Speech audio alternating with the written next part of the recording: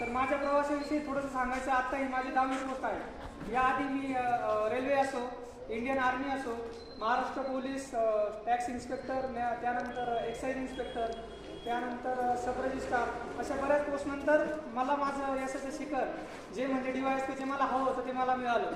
तर असा माझा एक खूप मोठा प्रवास होता. तो थोडक्यात सांगून होणार नाही, तरी माझ्या आयुष्याचे जे हायलाईट्स आहेत ते मी तुम्हाला सांगण्याचा प्रयत्न करतो. तर मला आठवतं की एवढं काही आठवत नाही. गडावर मी जेव्हा होतो तेव्हा गडाची परिस्थिती खूप वेगळी होती. 2 मजली बिल्डिंग आणि 3 मजली बिल्डिंगचं म्हणजे ते स्वप्नाच्याच पलीकडे होतं.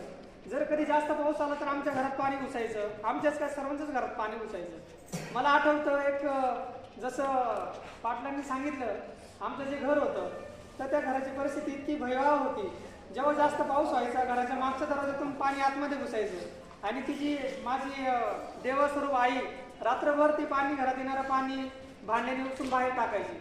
आणि तो माझा बाप मला आठवतं म्हणजे पप्पांना मी विचारलं की आपण गडावर किती दिवस होतो, तर ते मला बोलले की बा 6-7 वर्ष आपण गडावर होतो. तर मी त्यांना विचारलं की मला म्हणजे असं कधी दिवसात तुम्ही दिसले नाही की घरात बसले